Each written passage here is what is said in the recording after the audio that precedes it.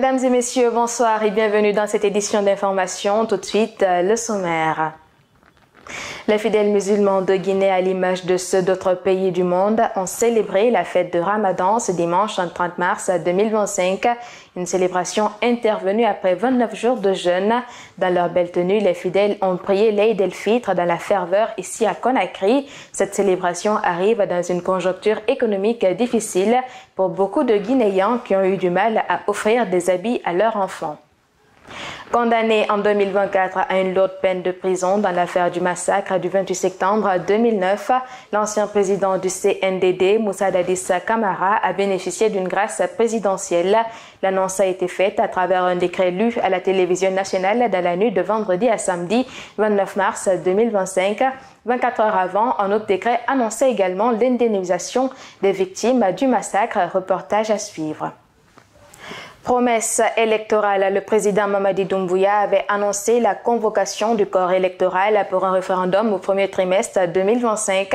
À quelques jours de l'échéance, l'attente se prolonge et les avis restent partagés. Vous entendrez quelques réactions dans un instant.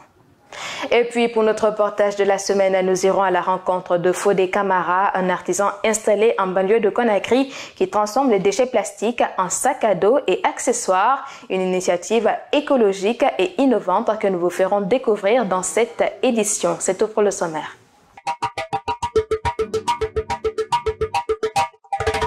Encore une fois, bienvenue. La Guinée a célébré ce dimanche 30 mars 2025 la fête de Ramadan ou l'Eid el-Fitr. C'est à l'image de plusieurs autres pays où la lune a été observée au 28e jour du jeûne. Dans les lieux de prière à Conakry, les fidèles musulmans ont rallié pour accomplir ce devoir religieux. Chacun dans sa belle tenue a prié pour la paix, l'unité nationale et le pardon. À la mosquée Faisal et à Sonfonia Manguisaki, tout le monde est dans la ferveur. Mamadou Tanouba. C'est après 29 jours de jeûne du mois de Ramadan que les fidèles musulmans ont célébré l'Aïd el-Fitr ce dimanche. Très tôt ce matin, la grande mosquée Faisal a été prise d'assaut par les fidèles. La prière a été dirigée par le deuxième imam Elhaj Abdoulaye Ba qui, dans son sermon, a rappelé l'importance de la paix. Un message qui est tombé dans des oreilles attentives. C'est un honneur en tant que croyant, en tant que fidèle musulman, d'accomplir un des piliers de l'islam, à savoir le jeûne du mois de Ramadan, et que nous profitons de l'occasion de souhaiter une bonne fête à tout le monde. C'est un moment de joie, c'est une renaissance dans la vie d'un musulman, d'un croyant, et nous ne puissions que nous jouir qu'à la fin que toutes ces adorations, les actes posés, Allah puisse les accepter dans les meilleures conditions, qu'il puisse accepter aussi nos prières. Je suis très content, je remercie Dieu surtout. Je remercie Dieu pour m'avoir résister, venir prier, m'arrêter comme ça. J'ai l'âge de 87 ans. Alors je ne fais que remercier Dieu et je vous remercie aussi, vous les journalistes. Et bonne fête à toute la Guinée. Nous sommes tellement contents parce que passer les 29 jours, 30 jours de mois de pénitence, vraiment c'est un fait divin, comme le prophète Père Salut sur lui l'a dit. Des musulmans de tous les horizons ont tenu à accomplir cet autre pilier de l'islam. Loin de son pays, l'Inde, Mohamed Arbaz a fait son devoir religieux en Guinée. Les Guinéens, ils sont tous de ma famille. Je suis là depuis 8 ans. Il n'y a pas un jour que j'ai passé ici que m'a dérangé. Tellement que je suis d'accord avec la Guinéenne. Dis alhamdoulilah, on est ensemble ici, il n'y a pas de souci ici. En haute banlieue de Conakry, dans la commune urbaine de Sonfonia, au quartier Menguesari, le président du conseil de la localité était parmi les fidèles venus accomplir leurs obligations religieuses. Un sentiment de satisfaction, un sentiment vraiment qui vient droit au cœur, du fait que vraiment que j'ai accompli vraiment que mes obligations religieuses. Je remercie le Tout-Puissant après avoir vraiment fait les 29 jours vraiment que du pénitence vraiment que de Dieu et que je me suis retrouvé vraiment dans notre salle vraiment que d'air pour fêter vraiment que la fête de Ramadan. La célébration de l'Aïd el-Fitr marque la fin du mois béni de Ramadan durant lequel les musulmans ont multiplié les actes d'adoration. La fête de Ramadan est une période de joie et de rassemblement familial pour les musulmans du monde. À Conakry, cependant, cette célébration se heurte à des difficultés car de nombreux citoyens ont du mal à respecter les traditions habituelles des fêtes. Le climat économique difficile, caractérisé par des ressources limitées pour les cadeaux et les repas de fête, a tenu l'esprit de célébration. Khadija Kaba a visité des familles à Kaloum. La hausse des prix des denrées alimentaires affecte gravement la capacité des gens à se procurer les produits de première nécessité, y compris la viande. Nombreux sont ceux qui, à Conakry, ont du mal à se procurer un repas de fête convenable, ce qui reflète les difficultés économiques plus générales auxquelles la population est confrontée. Mariam Kamara met en lumière ces problèmes urgents.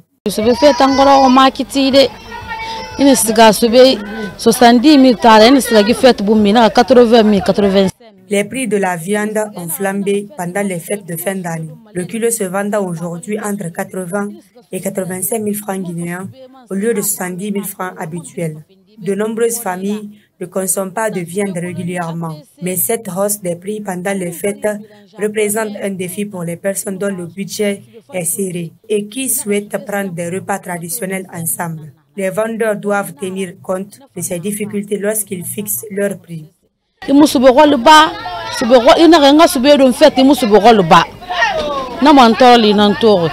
Pendant le Ramadan, les familles préparent souvent des vêtements de fête pour célébrer la réussite du jeûne. Cependant, les difficultés économiques conduisent de nombreux parents à priver leurs enfants de cette joie. Cette situation reflète une lutte importante à laquelle sont confrontés des ménages comme celui de Massouma. La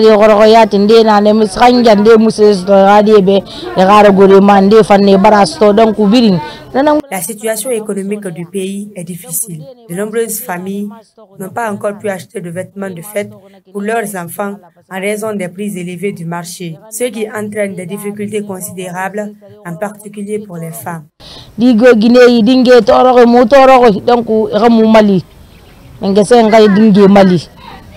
À Conakry, la célébration du Ramadan est confrontée à de graves problèmes économiques qui empêchent de nombreuses familles de profiter de leurs festivités traditionnelles. Et puis, le capitaine Moussa Dadis Camara a été libéré de la prison dans la nuit du vendredi à samedi à la suite d'une grâce présidentielle du général Mamadi Doumbouya pour des raisons de santé, dit-on. Au lendemain de ce décret, les réactions fusent de partout pour exprimer des sentiments. À Conakry, les victimes du 28 septembre sont surprises d'apprendre la nouvelle, tandis que dans la famille de l'ancien président guinéen, c'est la joie qui anime les parents. Ansoubaï Lobalde. Ici, nous sommes au domicile de Oumoubari, victime du 28 septembre 2009. Elle est partagée entre joie et inquiétude après le décret du président Mamadi Doumbouya en faveur de Moussa Dadis Camara. Veuve de son état, la mère de famille vit une situation difficile et dit attendre la mise en œuvre de l'indemnisation annoncée pour toutes les victimes par les autorités guinéennes. Oui, parce que moi, à mon idée, Moussa Dadis n'est pas le seul coupable, même étant l'ancien président. Il ne peut pas donner la faveur à une seule personne ça, et laisser les autres. Ils sont tous coupables. Donc, normalement, on doit faire ça. Mais quand même, avant que ça ne se passe comme ça, il faut que d'abord, l'acte qu'il a pris d'abord en première position, il n'a qu'à se déterminer sur ça. La quasi-totalité des victimes aujourd'hui sont mortes. Moi qui vous parle aujourd'hui, j'ai eu un décès, j'ai perdu mon mari. Et qu'est-ce que mon sort? Qu'est-ce que je vais devenir? Et l'indemnisation, là, c'est quand il n'a pas donné la date, il n'y a pas eu de commission.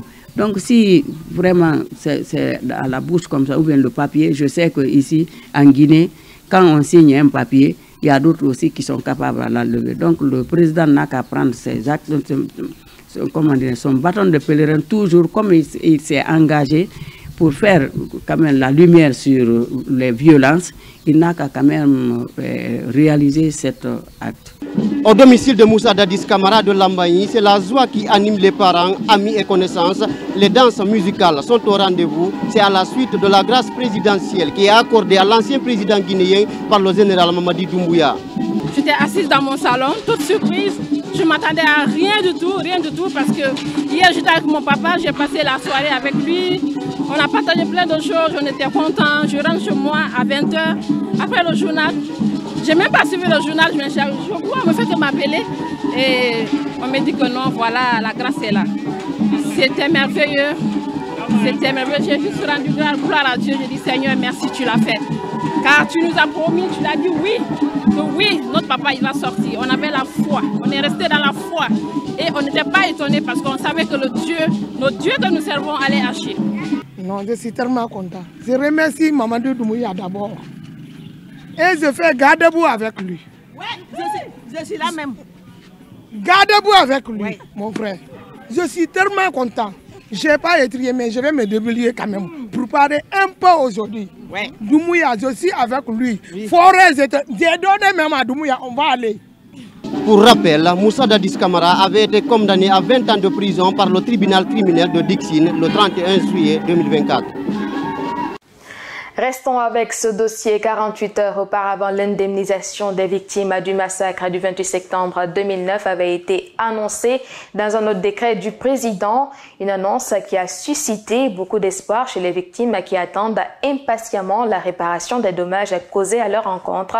Le coordinateur du collectif des avocats des victimes, Maître Alpha Amadoudé Esba, interrogé sur la vision du général Mamadi Doumbouya, a salué l'initiative présidentielle.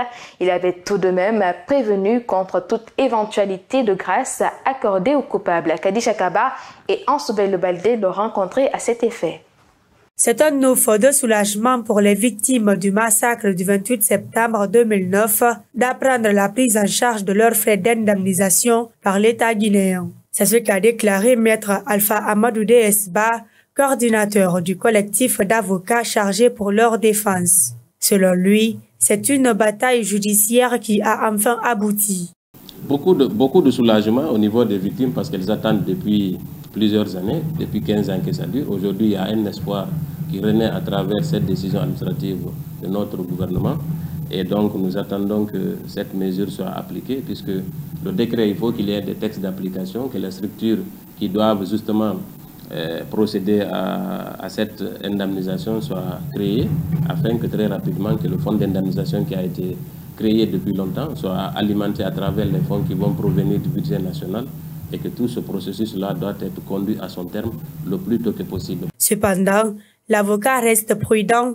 Il rappelle que si l'État s'est substitué aux coupables pour assurer le versement des indemnisations, cela ne devrait pas être un argument pour alléger la responsabilité des auteurs des crimes. Nous pensons que la réparation administrative ne doit pas favoriser une quelconque grâce, puisque les personnes qui sont condamnées pour des crimes très graves, concernent des crimes contre l'humanité. Donc, si derrière cette indemnisation administrative, il y a des velléités d'octroyer des grâces, nous nous insurgerons contre cette décision et le moment venu, nous ferons le plaidoyer qu'il faut pour justement empêcher qu'il y ait une quelconque grâce, puisqu'on ne doit pas monnayer la souffrance des victimes à travers une indemnisation administrative et favoriser les coupables à ce qu'ils ne purgent pas leur peine. Avec ce décret, l'État guinéen envoie un signal fort en faveur de la justice et de la reconnaissance. Reste à savoir si cette indemnisation sera suivie d'autres mesures visant à garantir que de tels événements ne se reproduisent en Guinée. Nous sommes le 30 mars 2025, à quelques heures seulement avant la fin du premier trimestre de l'année. La promesse sera-t-elle tenue ou non? Le 31 décembre dernier, le président Mamadi Doumbouya affirmait que 2025 sera une année électorale avec la tenue d'un référendum au premier trimestre. Pendant que l'échéance approche, aucune date n'a été annoncée, j'y arrive. Si certains acteurs politiques doutent de la faisabilité du scrutin dans ces délais, d'autres gardent espoir. Mamadou Tanouba. Le premier trimestre de l'année 2025 tire vers sa fin et jusque-là, aucune date n'est annoncée pour la tenue du référendum. Dans son discours d'adresse à la nation, le 31 décembre 2024, le président de la République avait pourtant annoncé la convocation du corps électoral dans cet espace de temps. Une situation qui affecte en premier lieu les acteurs politiques. Oui, nous avons tous suivi ça avec intérêt lors de l'adresse du président à la nation. Nous sommes au mois de mars, nous sommes à quelques jours de la fin du premier trimestre. Jusqu'à présent, rien n'est d'abord vu sur le terrain. Nous regrettons vraiment ce retard qui, pour le moment d'abord, n'encourage pas d'abord nos acteurs politiques qui souhaitons vraiment conquérir aux activités politiques. Nous lançons un message au président de la transition pour qu'il puisse vraiment accélérer cette tendance dont la promesse qu'il a tenue. Et avec tout ce que nous avons comme expérience, nous pensons que techniquement ce n'est pas tenable. Parce que si vous ratez le premier mois déjà, le référendum n'est pas tenu. Et les autres élections, comme il avait dit lui-même promis que ça sera de la base au sommet, je pense que ça ne peut pas être tenable. La non-convocation du corps électoral pour le référendum jusqu'à date prouve son origine dans le déroulement de certains points du chronogramme, notamment le RAVEC, selon Mamadou Dalaba Diallo du mouvement de l'Alliance pour la démocratie MAD. Et le RAVEC, c'est un programme tellement structurel, si vous voulez, c'est l'unité centrale d'une administration pour aller aux élections. Et la Guinée a souscrit à ça. On est à mi-chemin, à mi-parcours. Je crois que c'est ce qui a fait qu'il y a eu certains retards qui ont été enregistrés par endroits. Au niveau du RND, l'on croise les bras et attend la convocation du corps électoral d'ici quelques jours. Je pense bien que le président de la République doit avoir ça dans son calendrier et attendons à la fin dans une semaine, je crois que nous serons situés sur cette convocation, sur ce décret. Au regard de l'évolution du déroulement du chronogramme de la transition, beaucoup s'interrogent à quand la convocation du corps électoral pour l'organisation du référendum. 26 mars 1984, 26 mars 2025, cela fait 41 ans que le premier président de la Guinée indépendante, Ahmed Sékou Touré, s'est éteint. Artisan du nom historique du 28 septembre 1958, il a marqué l'histoire du pays par sa lutte contre le colonialisme et son engagement panafricain. Né à Farana, il s'est très tôt engagé sur la voie du militantisme et de la révolution. Retour sur son parcours avec Mamadou Tanoba. Ahmed Sékou Touré continue à retentir dans la mémoire collective des Guinéens. Son histoire commence à Farana où il est né en janvier 1922. Le petit Sékou a commencé son instruction par l'école coranique, puis l'école française. À l'âge de 15 ans, il est renvoyé du lycée technique Georges Poiret de Conakry où il étudie à cause d'un mouvement de protestation qu'il a mené contre la nourriture qui est servie aux élèves. Ahmed Sékou Touré n'abandonne pas pour autant. Il devient alors autodidacte et décroche un travail à la poste. Au même moment, il s'investit corps et âme dans le mouvement syndical. En 1945, il devient le secrétaire général du syndicat des postiers, le premier syndicat fondé en Guinée, puis contribue à organiser l'Union des syndicats confédérés de Guinée, USCG, affiliée à la CGT, dont il est élu secrétaire général. Les ambitions de Sékou Touré sont grandes. En 1947, il participe à la fondation du Parti démocratique guinéen, antenne locale du Rassemblement démocratique africain RDA, dont le principal objectif est de parvenir à la décolonisation des pays africains. En 1955, Sékou Touré est élu maire de Conakry avant d'être député en 1956 sous la bannière du RDA. Le 25 août 1958, lors de la visite du général de Gaulle à Conakry, dans son discours, Sékou Touré déclare que la Guinée votera non au référendum proposé par la France. Un discours traduit dans les actes le 28 septembre de la même année. Les Guinéens choisissent l'indépendance totale qu'ils obtiennent le 2 octobre 1958 avec Sékou Touré à la tête du pays. Commence alors une gouvernance qui va durer 26 longues années jusqu'au jour de sa mort le 26 mars 1984 dans une clinique à Cleveland, aux États-Unis d'Amérique. Insécurité, on en parle dans ce journal. Un groupe de 12 personnes, dont une femme de 59 ans, a été conjointement interpellée par les brigades anticriminelles numéro 11, 15 et 17 de Koya. Les personnes arrêtées sont accusées de détention, consommation et vente de chanvre indien et couches. Khadija Kaba. 12 personnes ont été interpellées lors de cette descente menée par les forces de l'ordre. Selon le capitaine Ramatoulaye Diallo, chargé de communication à la direction de la police judiciaire, cette action s'inscrit dans une stratégie globale visant à endiguer la criminalité liée au trafic de drogue qui prend de l'ampleur dans le pays. Il s'agit des nommés Fodé Kamara, Ousmane Souma, Mohamed Bangoura, Aminata Kaba alias Guinéouré, Kernoyagou Baba, Daouda Kamara, Mouri Kamara, Mohamed Doumbouya, Abouakar Kamara, Ousmane Diallo, Yamoussa Bangoura et Mohamed Lamine Kamara. En plus de ces 12 interpellés, l'unité constituée a mis main sur 3 kg et 372 boules de chanvre indien, 75 boules de couche, un paquet de Rizla, 2 motos et une somme de 1 960 000 francs guinéens. La Direction générale de la police nationale reste soucieuse du bien-être de sa population et invite les citoyens à plus de vigilance et de responsabilité. Parmi les personnes arrêtées figure Aminata Kaba. Elle raconte les circonstances de son interpellation. 2 personnes se sont présentées en tenue militaire et m'ont demandé si je vendais de la drogue. Je leur ai répondu que non. Ils ont alors insisté, me disant que si j'achetais de la drogue avec eux, je ferais de gros bénéfices. Le lendemain, ces mêmes individus sont venus chez moi et m'ont demandé de sortir les stupéfiants. Je leur ai répondu que je ne savais pas où se trouvaient les clés, mais ils m'ont intimidé et j'ai fini par leur donner la clé. Finalement, les agents de police ont fouillé ma chambre.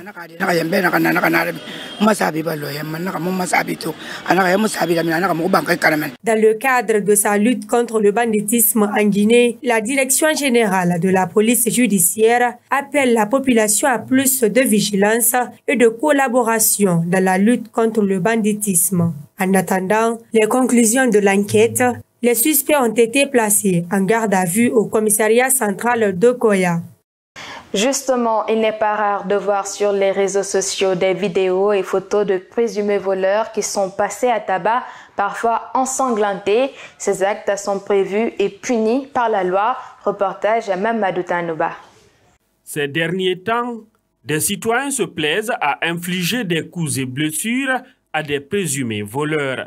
Pire, ils filment ces violences et les publient sur les réseaux sociaux. Cette forme de se rendre justice est prévue et punie par les lois guinéennes. Une situation que le juriste Khalil Kamara a mis au clair. Il évoque l'article 233 du Code pénal et autres. Lorsqu'on aperçoit qu'une personne est en train de commettre une infraction ou est sur le point de commettre une infraction, ils peuvent l'appréhender. Une fois l'appréhendé, la loi dit de l'amener au commissariat le plus proche ou à la gendarmerie la plus proche. Mais lui porter des coups ou des blessures est puni par la loi.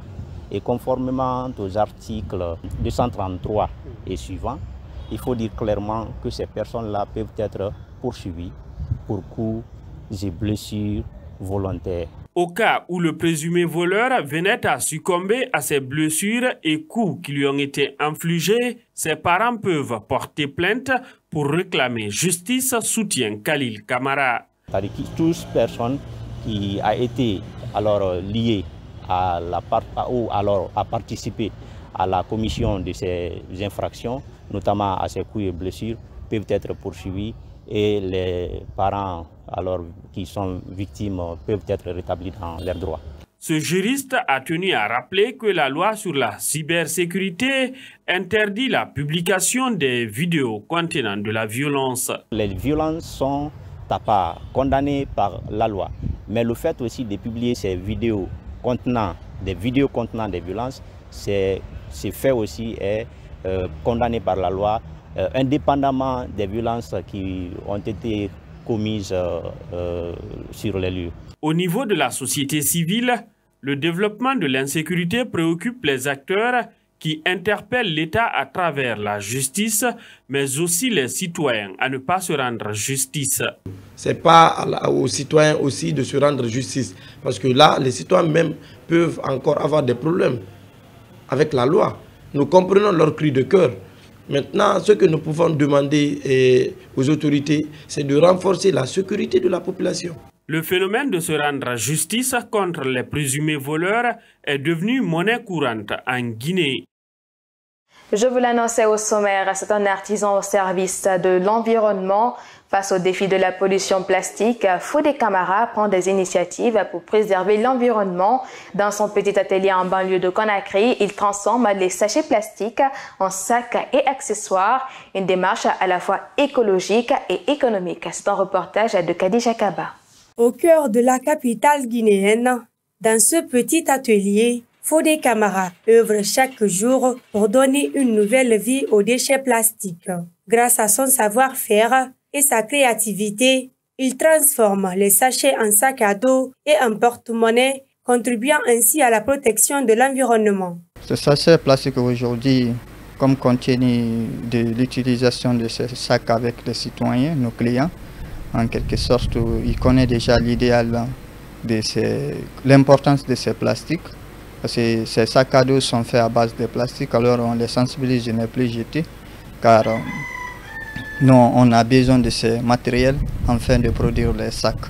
Le manque d'accompagnement des PME spécialisés dans le recyclage, ainsi que l'absence de moyens de transport, figurent parmi les principales difficultés auxquelles ce jeune créateur est confronté au quotidien. Pourtant, grâce à son courage et à sa détermination, il parvient à surmonter ces obstacles avec ingéniosité. Il y a un manque d'accompagnement des PMI, par exemple, comme nous les entrepreneurs, il y a vraiment ce manque d'accompagnement. Alors aussi, l'écoulement des produits, ce n'est pas facile. Alors, comme vous savez déjà, c'est une nouvelle activité en République de Guinée. Alors, on s'y mettra petit à petit, comme déjà, les moyens de déplacement aussi ne sont pas là. Ces créations attirent de plus en plus de clients. Sur place, nous avons rencontré Alcini Camara, venu acheter un sac à dos. Je suis très satisfait de son travail, parce qu'il fait un bon travail. C'est une façon aussi de contribuer à l'assainissement de notre pays. Cet artisan prouve qu'avec de la passion et de la détermination, il est possible de transformer un problème environnemental en une opportunité. Son engagement, son courage et son savoir-faire font de lui un véritable acteur du changement. C'est tout pour ce journal à tous. Merci de l'avoir regardé. Passez une agréable fête en compagnie de vos familles. Au revoir.